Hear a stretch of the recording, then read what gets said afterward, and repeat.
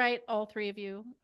I'm so thankful to have you take the time to do this so we could find a time that worked for all of us to talk about shame and sex and addiction and things like that. I would love to start, though, if you don't mind, each with a slight introduction to who you are and why you do this so that the listening audience can know who's here. So, Mike, That's you want to go great. first? Yeah, I'll start. My name is Mike Crocker. I'm the founder of the Sexuality, Attachment, and Trauma Project, which we're all representing today, which is a program that specializes in treating out of control sexual behavior with individuals, couples. We do group work, we do a lot of training, and we do a lot of speaking and presenting. And that's me in a nutshell. Okay. And I am Sean Peknic. I am the director of the program at the Sexuality, Attachment, and Trauma Project. We'll also maybe refer to it as the SAT Project for short every once in a while.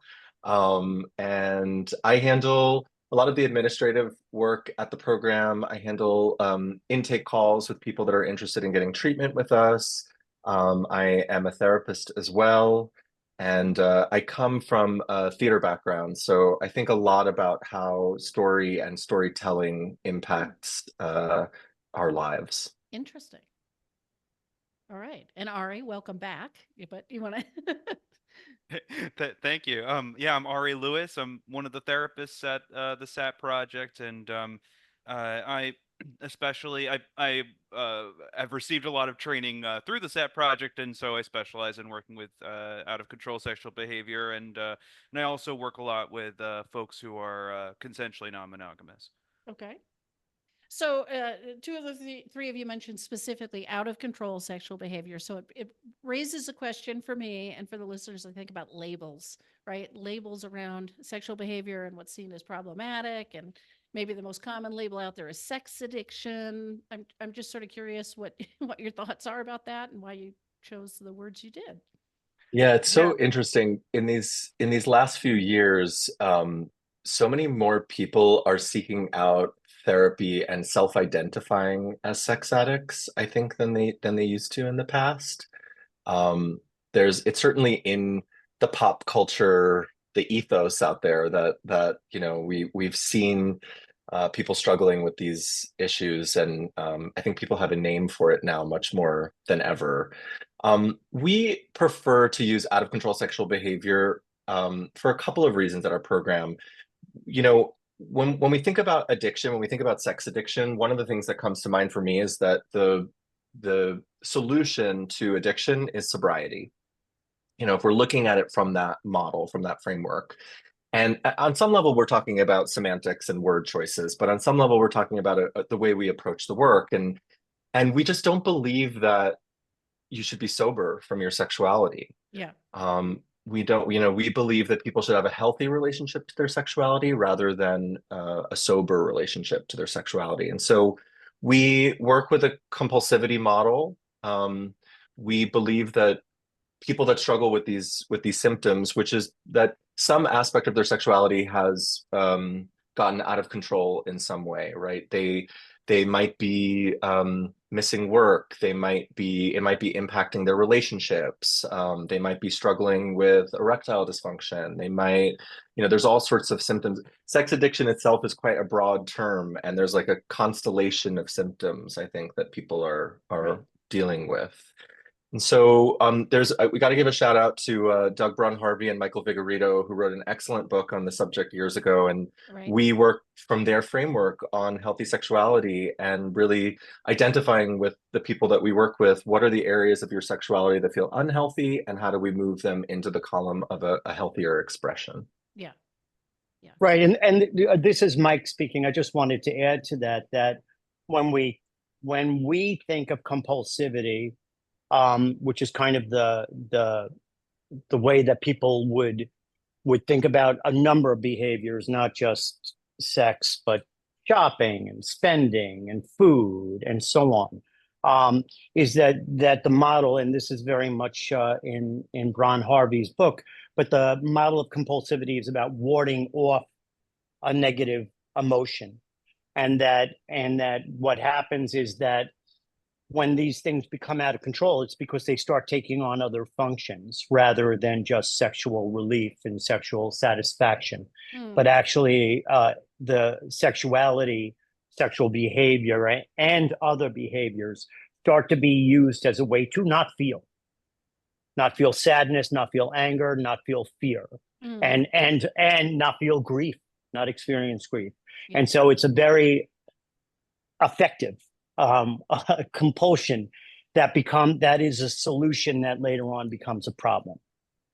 And we'll talk more And about that. Yeah. yeah, and I think we also find that people they often have like found this early in their life. This has become a solution or early in their life that they've carried into their adulthood, and it sort of affects their ability to be in the moment, to be in flow, to be playful in their life. There's a lot of things that become ritualized and routinized.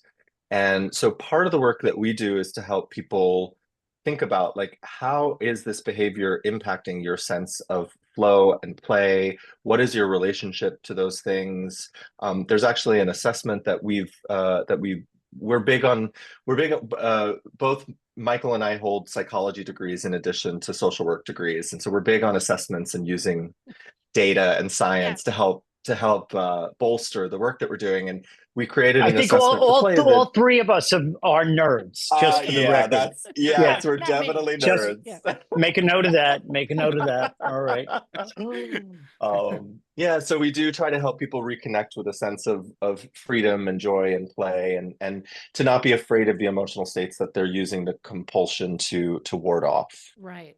Well, that raises an interesting question in my mind, though, too, because I've heard people talk about, they discovered masturbation as a teenager to self-soothe or to go to sleep, and it's like by itself, to me, that's not a problem. I mean, it is soothing. It does help you sleep, right? Like, I Yeah. think people can Yeah. decide Absolutely. that, oh, I'm doing this thing sort of frequently for a purpose, and that must mean it's bad or unhealthy or something. But like, where's the line where something becomes, a compulsion? Yeah, yeah, the line can get pretty fuzzy, and sometimes we receive clients who have the impression that they have out of control sexual behavior, but as we begin to work with them, what we begin to realize is that actually what they need is to really accept and internalize their own sexuality, their own desires, and the things that they like or enjoy. So that's something we work with a lot too, because we have to. People come to us thinking they have this problem that they don't actually have. Right, right. And that sort of works into the phrasing too, because you must have clients that come in and say, "Oh, I have a sex addiction," and you're working from a different model.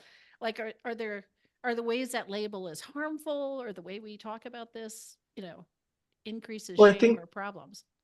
yeah. Well, I just to finish off that idea, I do think that I think everyone's definition of what is healthy for their own sexuality has to be self-defined. And that's Mm, why we were cautious of the labels, because I think people get an idea of my sexuality needs to look like someone else's or some cultural idea. And for one person, their behavior might feel compulsive to them, and for another, that might feel quite normal. And so we really, we come from a very sex positive place. We come from a harm reduction model. It's not about eradicating things, but it's about how do we create a sense of agency in your life so that you get to choose your version of sexuality rather than have it chosen for you. right. Yeah, when you say Um, self-defined, right? That's like the people must come in thinking I have a problem because my family or my church or my community said this is a problem. Yeah, and one Right. more thing that we talk about a lot on this is uh so you call someone a sex addict, or someone adopts that label, and and of course, like Sean mentioned, it's semantic, perhaps, but it can also it can carry with it a foreclosure of a lot of possibilities of agency, of self-compassion, of curiosity, and it can also further exacerbate the problem by adding to the shame that that Mm. person feels. Yeah, and Yeah. I'm wondering. I think Go I ahead, think Mike. one thing that Ari's saying that I want to highlight because it's so important is that so some people come in to our program and they identify as sex addicts and we don't tell them not to. Yeah, We just find out how they came up with it, what is their definition, what is their way of understanding it, and and so we don't put the label on them. They come in and we find out how they're thinking about what it is that brought them into therapy, and what their definition is. We don't put the label on them. But then part of our work is very psychoeducational to help them understand what they're doing and why they may be doing it. And it's very much a collaboration between yeah, between the person that comes in and between me as therapist or Ari or Sean or whoever it might be. And then that collaboration starts to try to understand what exactly is this behavior all about, and which parts do we want to try to help you to embrace, and which parts do you want to start to diminish and right, dissipate. right. And I would And if imagine. Oh, go ahead, John. I was just say if people, we work with people that use all sorts of methods to treat these issues, and we have lots of folks in 12-step. We have lots of folks that use the language of addiction, and they find that it's very helpful for them, and we meet them there if that's the language that they're able to sort of make sense of what's going on with them through. Right. But it does affect our sort of, we're just always like, one of our taglines for the program is we treat people, not problems. Yeah. Right. We're not looking to sort of think of you as this set of diagnoses or this set of labels. We're thinking of you as a human being that's in context of your life and wants to find intimacy and love and connection and play and fun and pleasure. And we try to bring all of that out in a person's life. Yeah. And I would imagine that the labels, some people, I mean, if somebody comes in self-identified as a sex addict, some people that might be really shameful. And for other people, it might be a relief to have a label or an explanation, or, it must be so different for Right. different people, the way they wear that or what they make of that. Right. That's exactly right. And particularly what you're saying about the way they wear it. Yeah. So some people come in and they're talking about their label of sexual addiction, but they're speaking about it as if they're in confession. For those of you that know confession in Catholicism, and then you start to get a sense that this has as much to do with shame as it does with sexual symptoms. And we'll talk much more about shame because shame's a big part of this. Well, that was going to be my next question, because shame is a big part, right? So talk to me a little bit more about the shame and the role of shame, and how does that even drive this cycle? Who goes first? Ari? Or is that my question? Mike, why don't you jump in there? Okay, I'll jump in. Yeah, I actually kind of love this question. Is that in the sense that, because it's really the crux of what we're dealing with, is I guess the first thing I would say, because a lot of people think, well, does everyone come into therapy in this kind of shame-based way? And the reality is no. Some people come in and there's no sense of shame. But the important thing to become aware of, I think, for people that are listening to this, is that shame can be conscious. We feel it. We are disdainful of ourselves, self-disparaging, or it can be unconscious. And that's a very, very important distinction, is because one of the theories that we use in our program is called affect theory. And affects are just about all the different types of feeling states that we have in our bodies and what they do and what are they communicating to us. And one of the things that this one affect theorist did, Donald Nathanson, was he helped explain that shame can show up in multiple ways, different manifestations. One of them, he called it the compass of shame. It was literally a compass. And one area was attack self, beating yourself up, beating yourself up, beating yourself up. The other manifestation of shame was attack other. Now that leaves shame unconscious, because Right. what you're dealing with is you're dealing with contempt, judging the other. They're Right. no good. They look at them. They're incompetent. They're whatever. Then Nathanson also spoke about another more conscious manifestation of shame being withdrawal.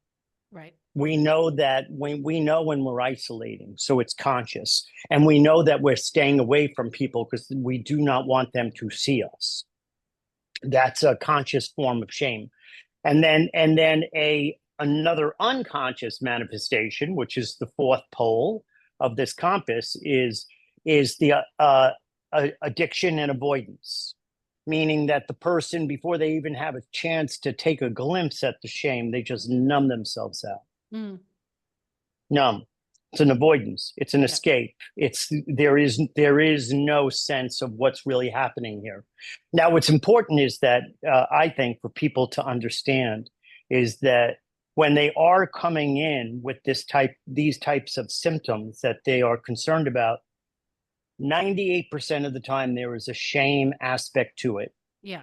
And that the shame must be understood, and that the people that come to see us, it's important for them to understand that our model is a de-shaming model. Right. That's why we call ourselves shame detectives. It's a de-shaming model that believes in this harm reduction approach that Sean was talking about. And one analogy that I like to use to help people understand that it's not about eradicating some symptom, it's about dissipating it so that you have choice. And the analogy that I use is a dimmer. I said, when you come in, we're not doing a switch off. Let's get rid of these sexual symptoms. No, that's not what we do here. We do dimmers. We dim it, we dim it, we dim it to the point where you then have choice. And you can say, oh, I want to continue to do this, but I only want to do it to this degree. And so we help the people that come to see us to think about, are things changing in regards, because most people come in and they feel like they're doing this too much and all the time, and they just can't stop. What we have them do in order to kind of abide by our model of harm reduction is to look at, has the frequency changed? Let's say it's compulsive masturbation, and that they believe it's compulsive. Some people will masturbate. I've worked with people that will masturbate several times a day, and it becomes a problem. They're coming in because they're saying it's taking me away from work or play, recreation, my relationship, and so on. So we help them to look at frequency. We help them to look at duration. Some people would talk about like the cases that people would bring into treatment with me, and the suffering that people were doing in some cases was they got online at like 8 p.m. to look at some pornographic images, sexual imagery, and next thing you know, it's 8 a.m. And they've lost the night, and now they are wiped out, and so pretty much they've lost the day. Right. And if this goes on, they lose more and more. And so it's duration. And last but not least, it's intensity. Some people feel like they keep upping the ante in terms of what they're looking at and doing, and that they don't feel that there's choice in that they just keep searching. What's next? What can I find? And that keeps them up, and it keeps them, preoccupied, and they're planning it, they're engaging in it, and then they're dealing with various consequences. Okay, so that had two questions that came up, at least two, that I remember as you were talking. One is the 2% of people that are coming in with unconscious shame. What's bringing them in, if it isn't the shame? And then the second question, I'll ask it while I'm thinking of it, is how much does having shame about this perpetuate the cycle? Like how much of that behavior is then to numb the shame? Like how much is the shame the root of this? So yeah, I'll let the other guys talk about this, but I will say one thing just to make sure I was clear. is actually, I think 98% of the people are coming in with shame. And then that 98%, we can break up into the unconscious and the conscious. Ah, okay, And just for the record, and that what you see with the folks that are coming in with the unconscious is they are oftentimes coming in with a dismissiveness. Goes back to what I was saying about contempt. It's like they'll all of a sudden be evaluating my diplomas, so deciding their whether or partner not might have sent them in. They're sort of there under exact. Oh, duress. I'm glad you said that. These are like mandated Yeah, clients and people that are coming in, and that they come in and they feel like, oh, I'm been mandated and here I am, I have to be here. But good therapy helps them to understand that there is something that brought them in here that's more for them, not just their partnership. yeah, yeah. So And I think you bring up a really good point, Jessa, about the cycle. You know, I mean, from Patrick Carnes's writings on these topics, it was, you know, it was clear that many people want to focus on the sexual behavior, just the act. And one of the things that we do at our program is we try to like expand the view a little bit, and we talk a lot about antecedents, behaviors, and consequences. What was going on before you decided you wanted to masturbate for several hours? What were you feeling afterwards, right? We kind of look at both sides of it. And I mean, one of the things that we say at our program is that we could, if we want to use labels, we could say that many of the people we treat here are shame addicts as much as they are sex addicts. Yeah. I say that because, like you're saying, it's a self-perpetuating cycle. So the behavior leads to shame. That feeling of shame leads the person back to the idea of, I've got to get out of my feeling state. How am I going to do that? Oh, I've got a good way to do that. I'm going to go to my sexual behavior that I always turn to. And for them, it's just like, oh, I want to see a sex worker today, or I want to go to a massage parlor. It's just a little thought that pops up in their head, but really they're trying to eradicate that feeling of shame. Mm-hmm. And then as soon as they finish the behavior, the shame feeling starts to arise again. And most of the time when we have people come into the program, they are stuck in that cycle. They may not have words and language for it, but they're stuck in that cycle and they feel like they cannot get out of it. So treating, I don't know what you want to say. I mean, dimming the shame seems like a real key to the treatment then, right? Like Mhm. if I can Mhm. feel no shame about this, and then I can evaluate it and make a choice, right? That's where I get right, that. and very importantly is that what we do with the people that come in that are suffering in this way is that we help them understand that shame is like a wet blanket, that it goes on top of all the other feeling states. And so when we are overwhelmed in shame for numerous reasons, that have to do with our history, is that we don't know whether or not we feel any anger, sadness, grief, fear. Nope, it's all gone. Shame weighs us down. And whenever someone's in a shame rabbit hole, is what I like to call it, you could see it. They are burdened. They are weighed down. They don't know what they're feeling and thinking. And it's our job to try and help lift that, to dissipate that shame, to dim it down, so that they can start to look. You know, Mike often talks about curiosity being one of the best tools to dissipate shame. That it's really hard to hold curiosity and shame in your mind at the same time. And so we start by just being curious with the people we work with about their lives, about their feelings. And over time, they learn to have reflective functioning and to think about the way they feel about things. And they become curious. And that's one of the pathways to dissipating some of the shame that they carry around with them. Well, it reminds me of, I think it's Brene Brown too, who talks about shame thrives in darkness. Mm-hmm. Like once you start to talk about things, even just, have that curiosity, it's like, oh, it fades. I had a friend who used to like to say, sunlight is the best disinfectant. Yeah. And so we often think about, let's open the blinds, let's open the shades, let's let some sunlight in, and let's see what we find there. Yeah. And back to your point, Mike, also about how it's really 98%, right?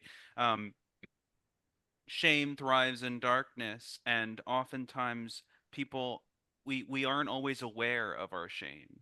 I was Mhm. just talking with both of you recently about the very first referral that I received when I was at the SAP project, and I was very excited, and I'd been learning all this material, and so I started talking about shame, and basically chased him out the door by accident because this guy didn't think he had any shame. Right, right.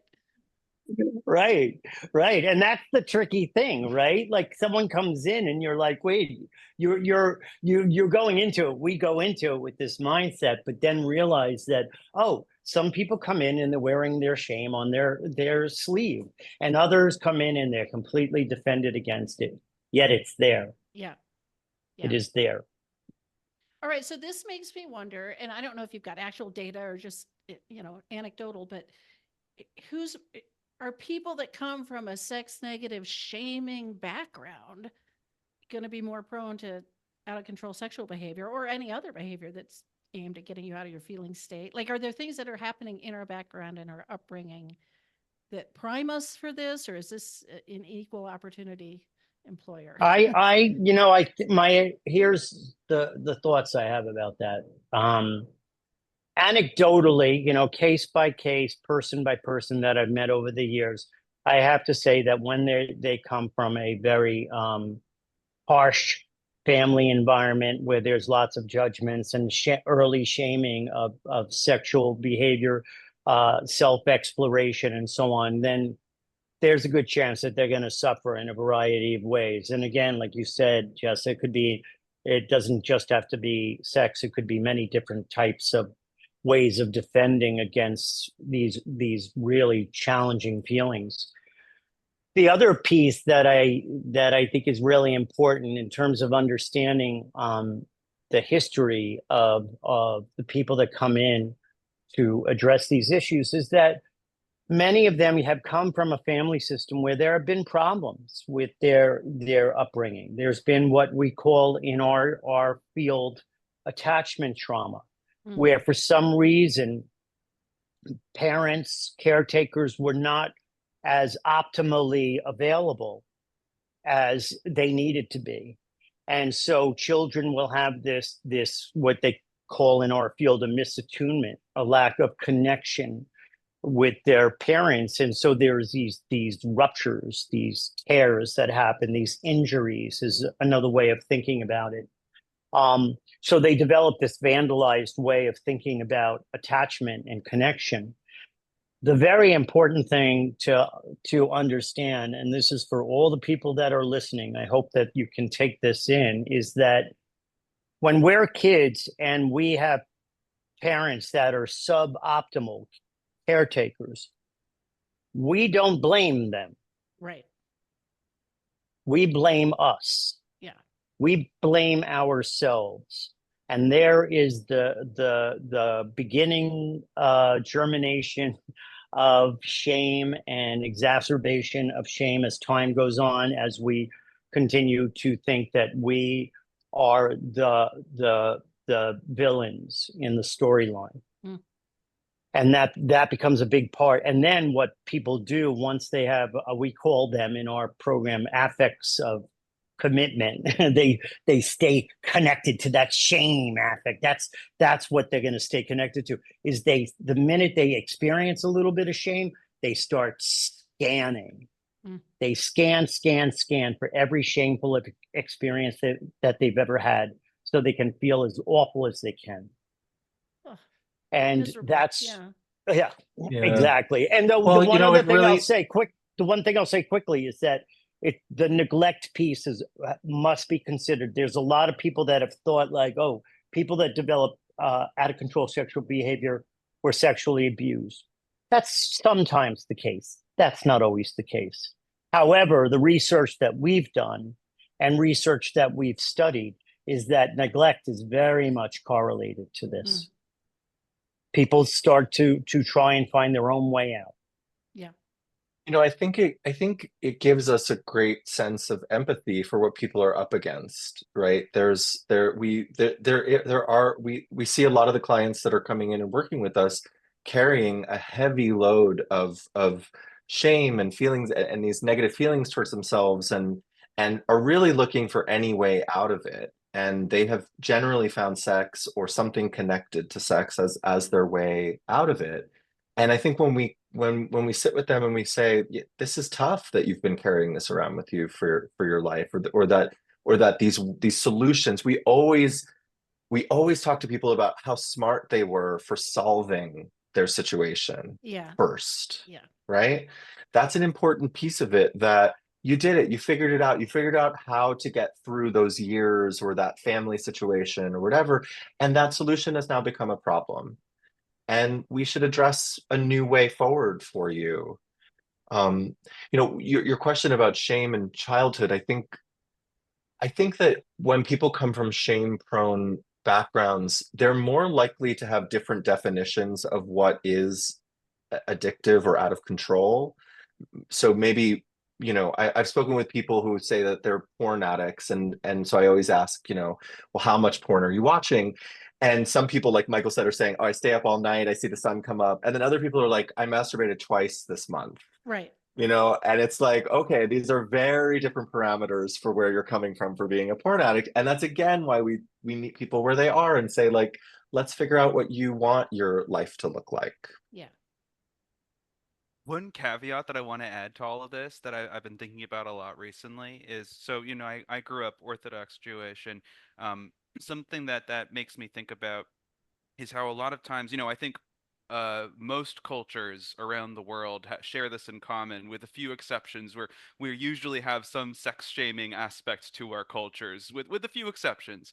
But sometimes I think some subcultures can, while adding some of their own elements of sex negativity, also protect from a more mainstream type of sex negativity. So that's something I experienced leaving my faith of Orthodox Judaism, and then coming to learn kind of a whole new set of sex negative aspects that's a little more mainstream.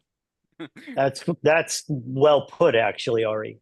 Because we think about these huge social constructions around sexuality, and then just keep on going in terms of other layers. Yeah. Right? Culture, religion, family. It's a Yeah. lot. Right. I mean, I would, sex is very effective. It's a very effective way of getting out of your feelings. It's an effective way to feel pleasure. It's an effective way to feel a lot of things. Although I would say a lot of the people that we work with report not even necessarily feeling a lot of pleasure in the Right. sex that they take part in. Yeah. Right. But it's very Right. effective. So, a lot of it, anybody can find it as a solution. It can find its way into anyone's life. And yeah, I think it doesn't choose just people that come from particular backgrounds. Right. It's a solution many people find.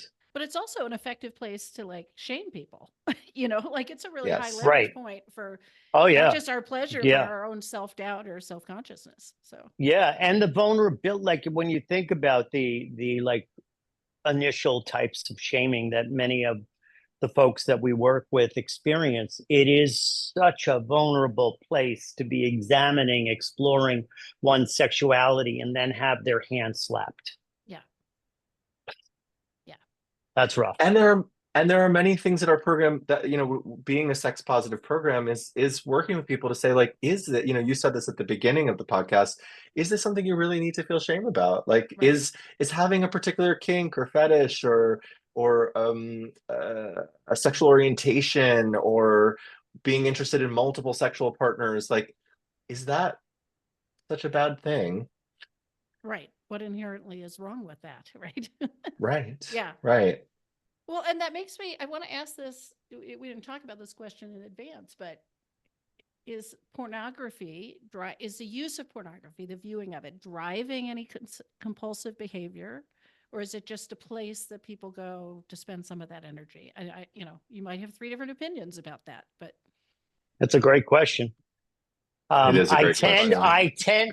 I tend, and maybe this might be.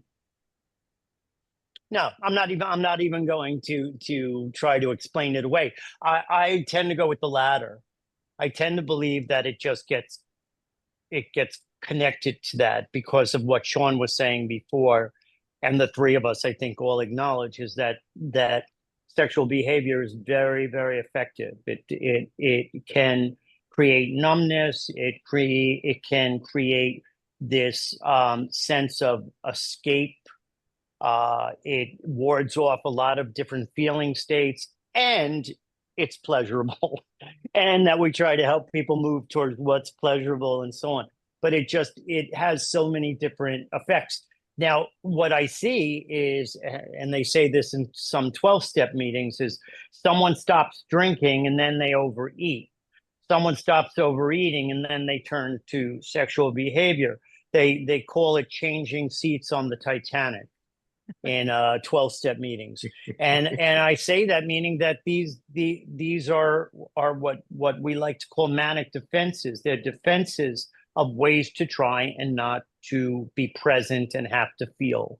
And oftentimes that has a lot to do with grieving things that we did not get when we were children and things like that. So I'm gonna play the other side of this because I have a slightly different feeling about it. I think that more about technology than pornography itself. I think we have become deeply addicted to technology in our society. And I think people we walk down the streets of New York City and people are staring at their phones as they walk down the street. They're really not disconnecting from, they stay very connected to their technology. And porn is found there.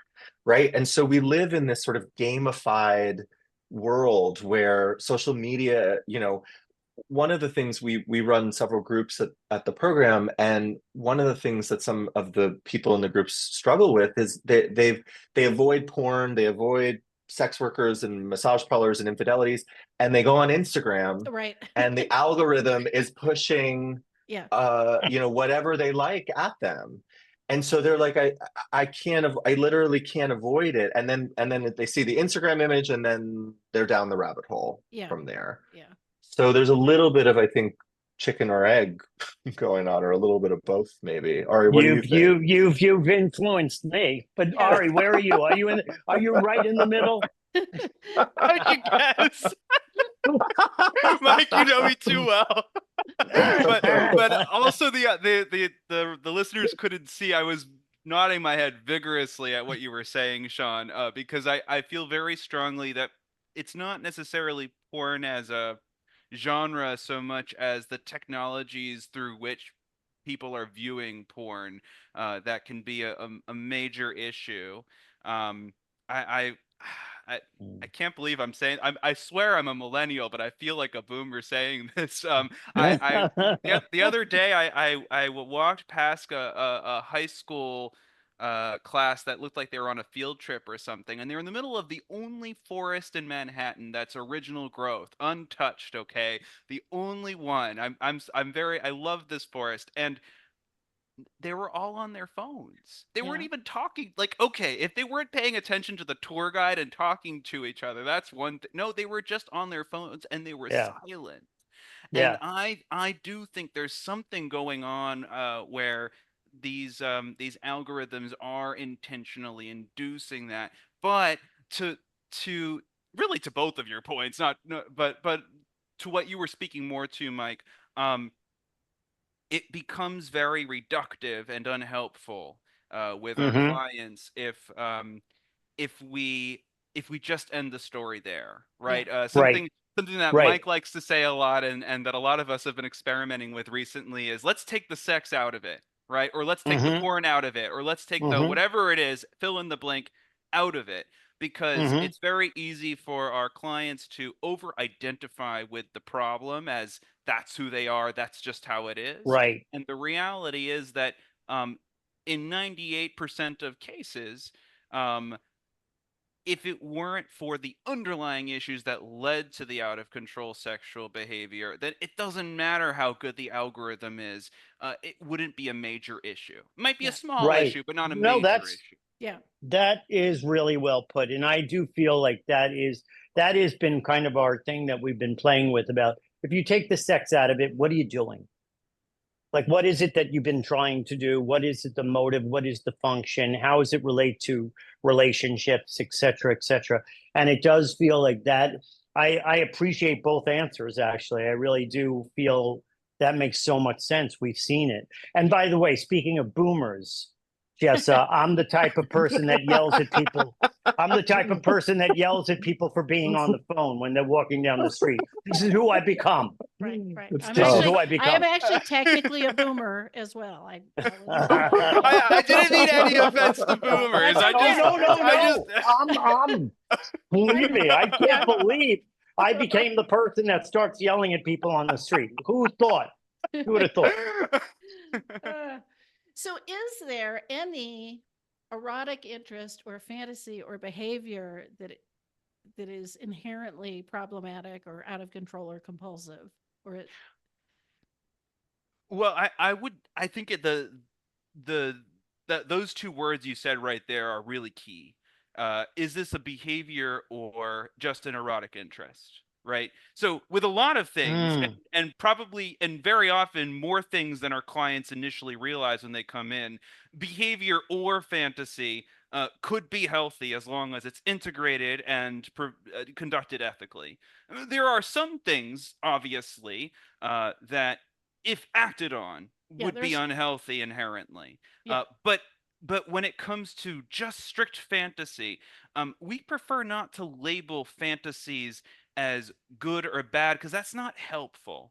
So instead, what we're really interested in when it comes to what people are interested in sexually with their fantasies, with their sexual fixations, whatever term fits, whatever it is, what we're really interested in is where does this come from? How is this serving the client? And how integrated is this? Right. Mm, Very mm, oftentimes, the problem isn't the erotic interest. It's that the individual we're working with has a lot of shame around that erotic mm-hmm, interest. mm-hmm. And that can be a huge problem. It can sometimes actually be part of what's driving out of control sexual behavior. right, right. So I'm actually thinking about someone right now who I've been working with for a long time. Who that's we unearthed that was a really big part of what was driving the out of control sexual behavior. That he and his partner both really had a lot of shaming beliefs and feelings about the things he was into. And he found that when he went to see a sex worker, this is someone who's not going to judge him for what he's interested in. And so it became really hard for him not to go and seek out sex workers because he couldn't do it at home, Mm, couldn't talk about it at home. So mm. it really depends on, of course, what specifically a person is interested in, but more importantly, how is it integrated and how is it being acted on? Yeah.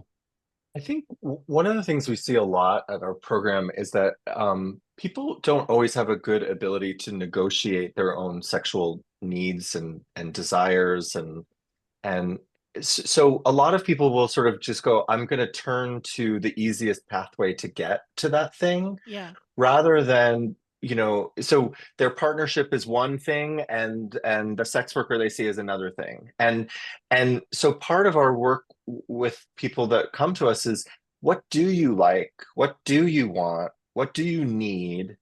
And after we start to identify that, what do you feel? Because many of the, I'll generalize and say many of the men who come to our program have very little emotional literacy. They have very little ability to say, this is what I'm feeling right now in language. They'll say, my chest is tight. I feel stressed. I'm, upset or angry at someone. But so once they understand what their needs are, then we start going, well, how do you talk to your sexual partners about those things? How do you negotiate those needs with the people around you? Because maybe you don't need to turn to pornography for that. Maybe you don't need to turn to these other pathways. Maybe you can find that in your own life. Mm-hmm. Now, you just said something interesting that raised another question. You said men. So what percentage of the people you work with are men? And my understanding is statistically men are way more likely to show up for sexual addiction or compulsive sexual behavior. Is that because women don't have it, or what do you think's going on to make it a little binary? What's going on I mean, gender-wise? I do think that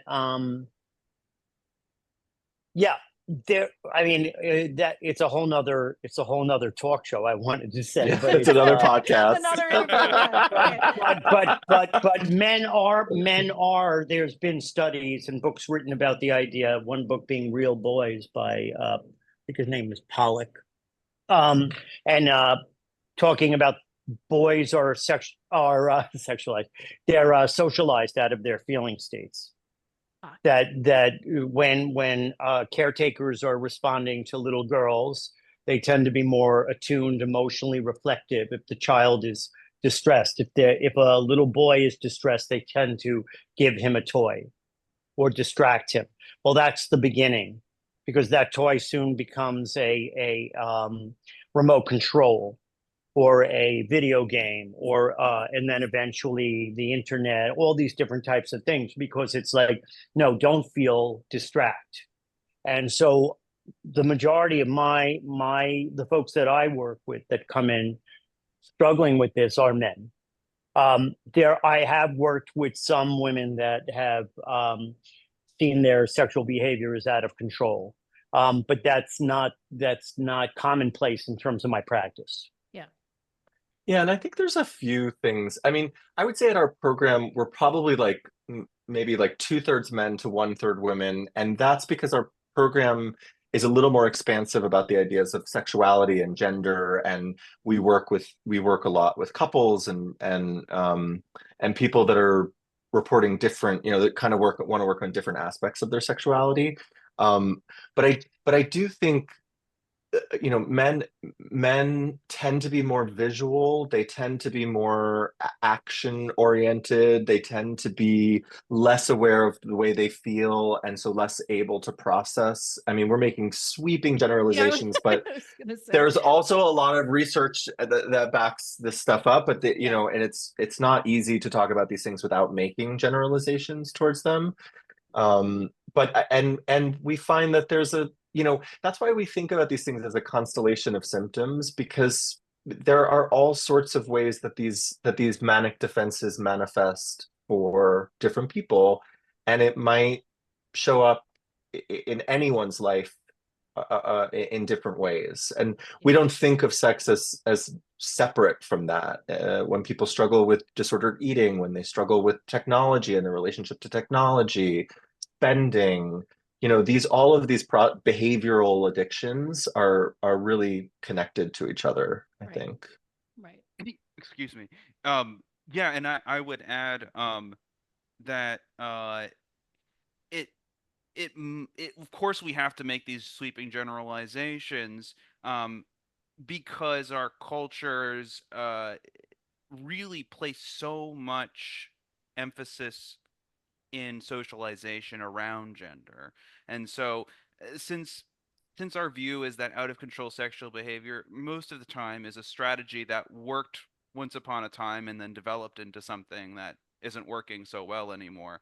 Um, those strategies that people grab for that feel accessible are going to look different depending on what gender norms you were raised with. And I just want to add, it just so happens that a good number of the folks that I work with are gender non-binary, and I don't have any formal data on this, but my observation so far is that the gender non-binary folks I work with, just as you might expect, are more likely than women, but less likely than men to engage in out of control sexual behavior. That's my Interesting. hypothesis. If we do a study, Interesting. I'm Yeah. pretty sure that's what we would find. Yeah. Mm. And one more thing I want to add too is it just so happens that the folks I'm working with, I think it's a roughly 50-50 between women and men.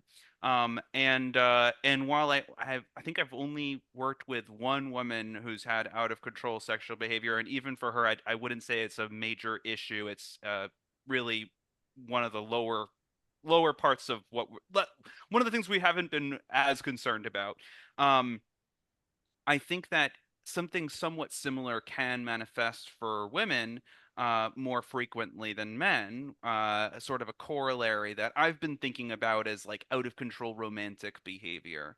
Mhm. where it's Mm. it's not as much about the sex so much as about the relationships. And Mhm. a particular way that I see this manifest, I think this happens a lot for monogamous folks, non-monogamous folks equally, but just looks a little bit differently. So among the non-monogamous folks that I work with, how this can look a lot of the time is so we call it a NRE, new relationship energy, right? When you first start a relationship, there's this limerence, there's all these chemicals in your brain, it feels good. So I think that this can have a little bit of a compulsive Mm. quality to it, seeking out new relationships for all of that wonderful chemical stuff that happens. And men some occasionally seem to get a little hooked on this stuff, but less than women in my experience. Yeah. And it also that gets into, and this is also another talk show, is different attachment style. Like part of our program is called Sexuality, Attachment and Trauma Project. Attachment meaning about attachment styles, and that people with more of a insecure, anxious, they wear their anxiety on their sleeve about relationships. They tend to lean in the direction of more of that romantic obsession. And it's even been shown that people with more of an anxious style will compromise their safer sex practices, will do a lot of things in order to be connected to another person that in many cases can be self-harming.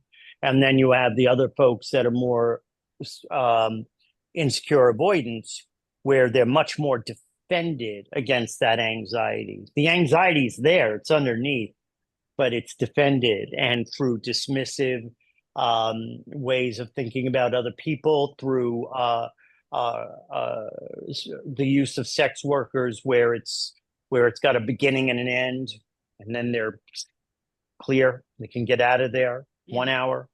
And so it's interesting for us to also think about that. But like I said, that's a whole nother talk show. There's so much Well, to say about that.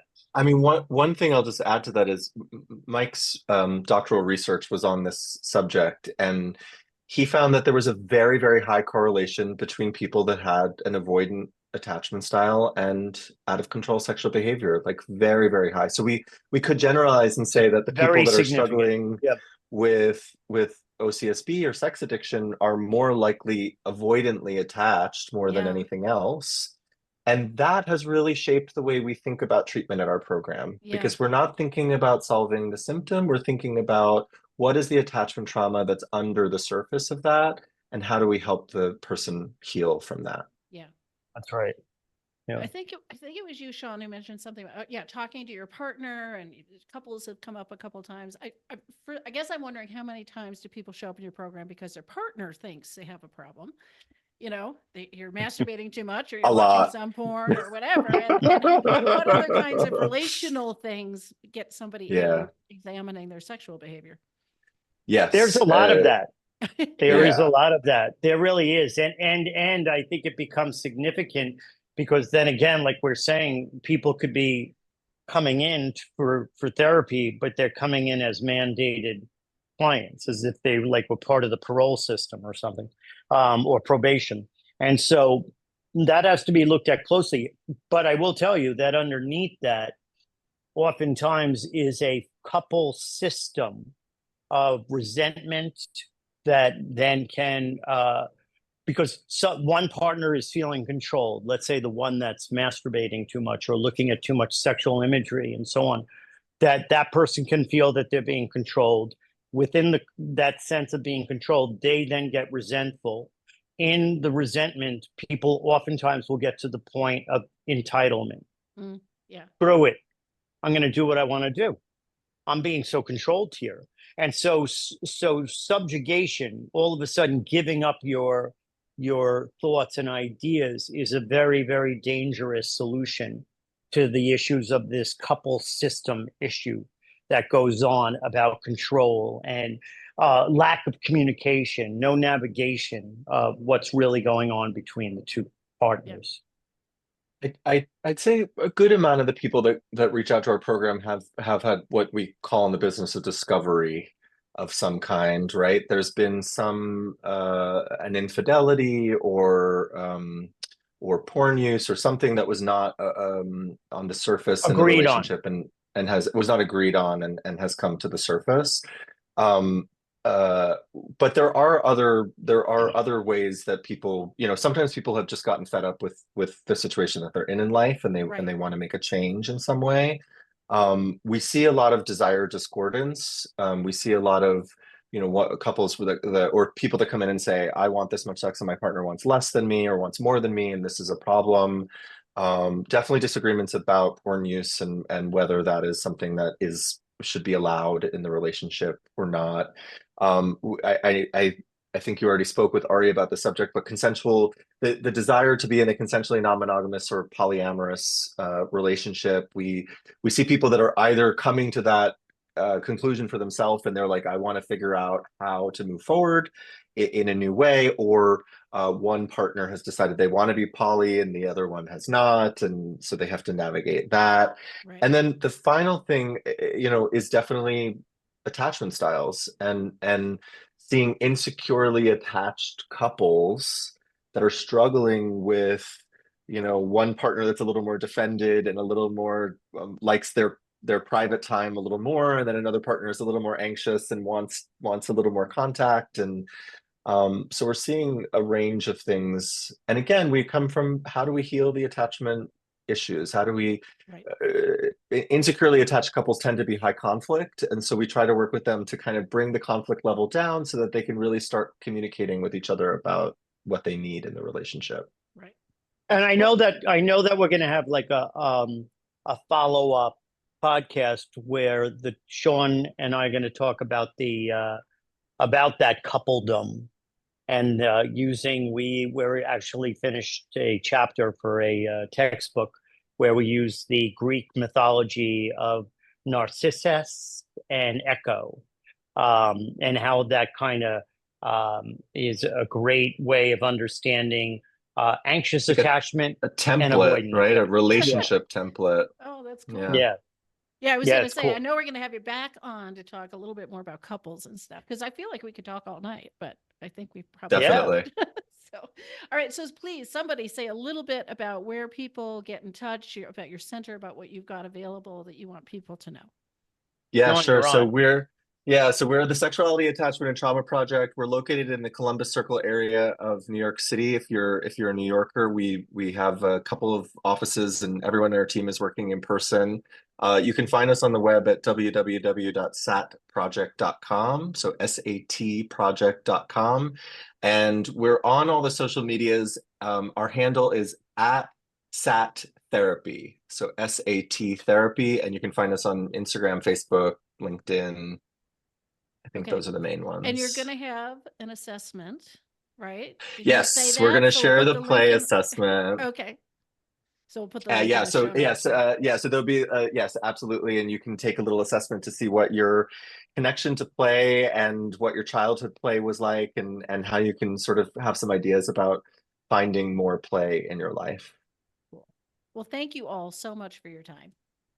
Oh, Thank such a you so pleasure, much, Jessa. Jessa. This was great. Yeah, this is Yeah. really enjoyable. Thank you so much. You are welcome.